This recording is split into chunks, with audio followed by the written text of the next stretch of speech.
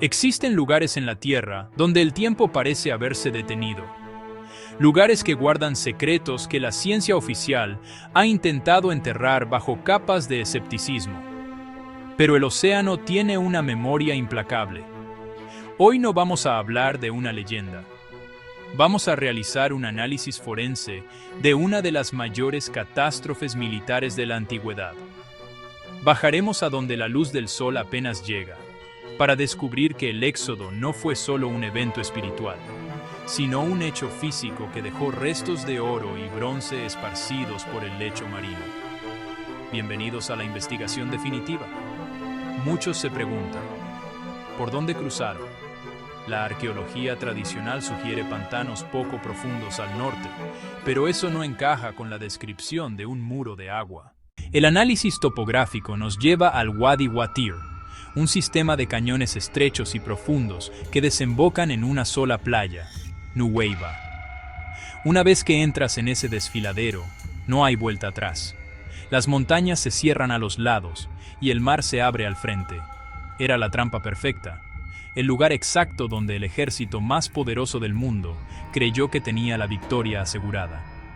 ¿Qué movía al faraón? No era solo la pérdida de esclavos, era el desafío a su divinidad. En Egipto, el faraón era un dios en la tierra. Ver a su mano de obra marcharse bajo el brazo de una deidad desconocida era una humillación que no podía permitir. El orgullo es un motor peligroso, ciega el juicio y nubla la razón. Al movilizar a sus 600 carros escogidos, no solo buscaba recuperar trabajadores, buscaba restaurar su honor ante sus dioses.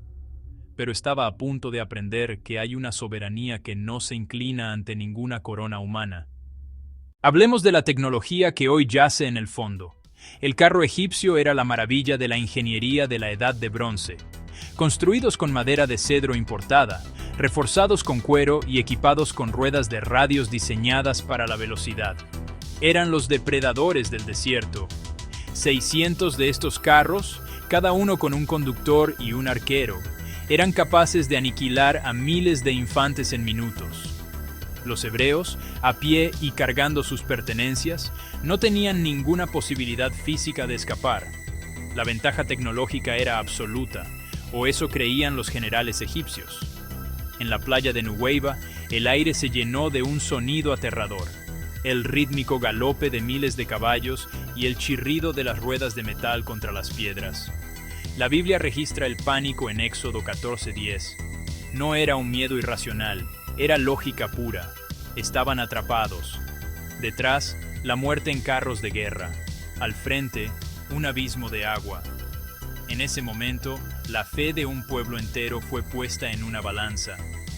¿Es posible confiar cuando la geografía te dice que vas a morir?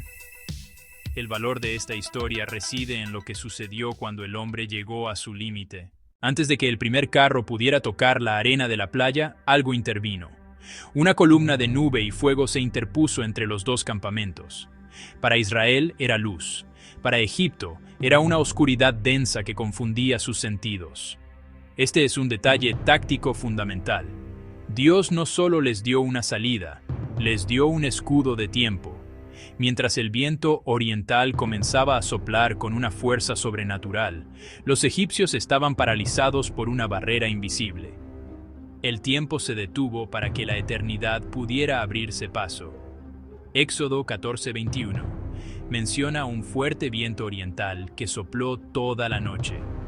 Los científicos han intentado explicar esto como un retroceso del viento o set down, un fenómeno donde vientos sostenidos de más de 100 kilómetros pueden empujar el agua.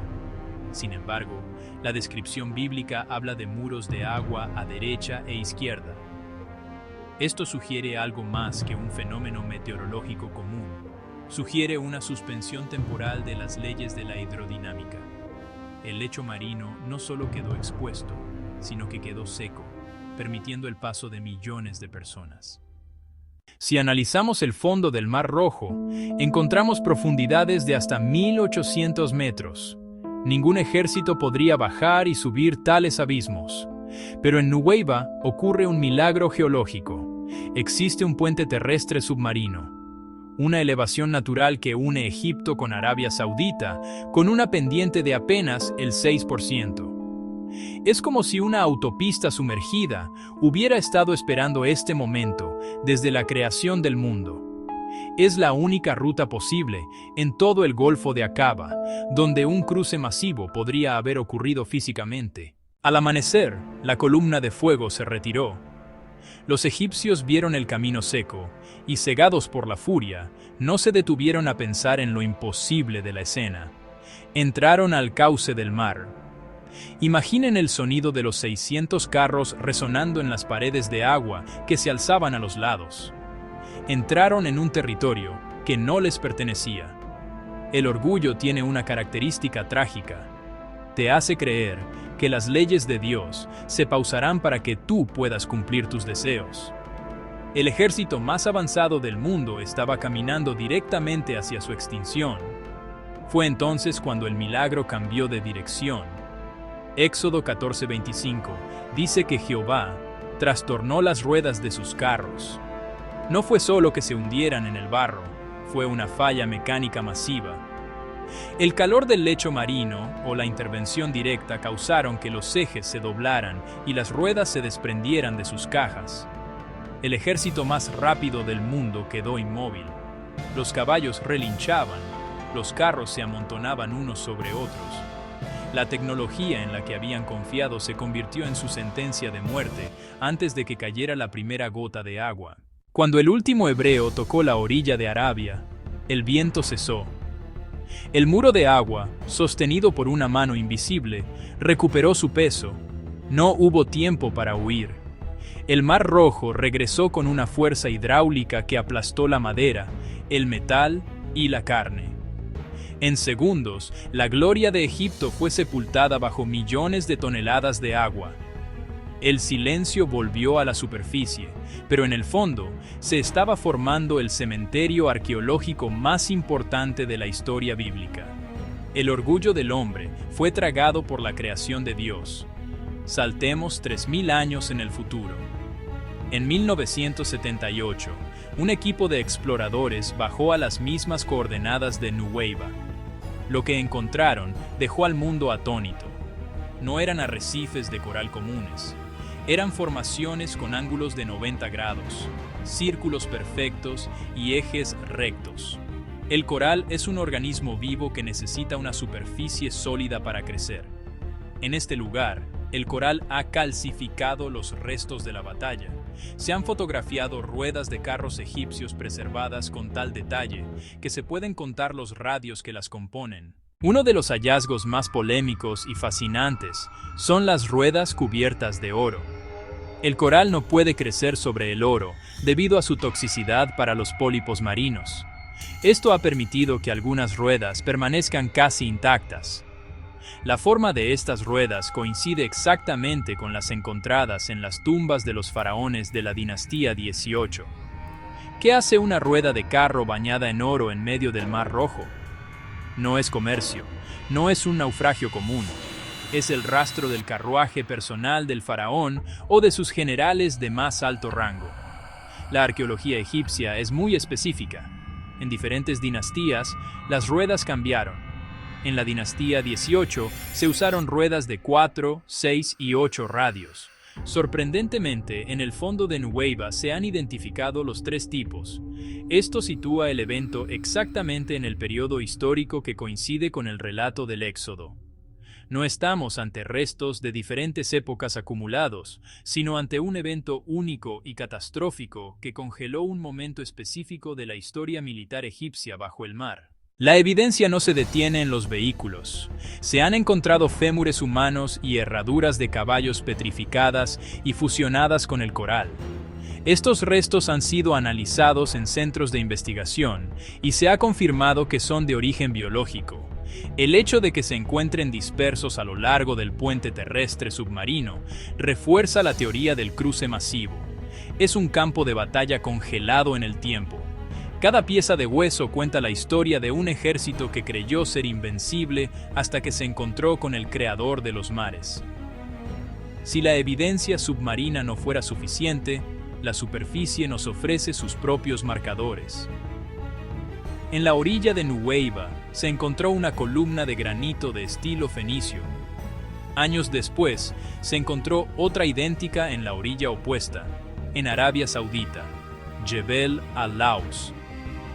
La columna en el lado saudí tenía inscripciones legibles en hebreo antiguo que mencionaban al faraón, Misraim, Egipto y a Jehová.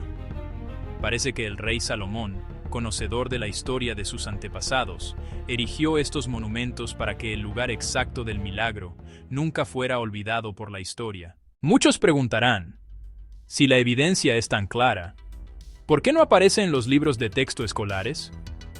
La arqueología bíblica a menudo se enfrenta a un muro de prejuicios. Aceptar que estos restos son los carros del faraón implica aceptar la veracidad de la intervención divina en la historia. Para muchos científicos, es más cómodo llamarlos formaciones de coral inusuales que admitir que la Biblia tenía razón.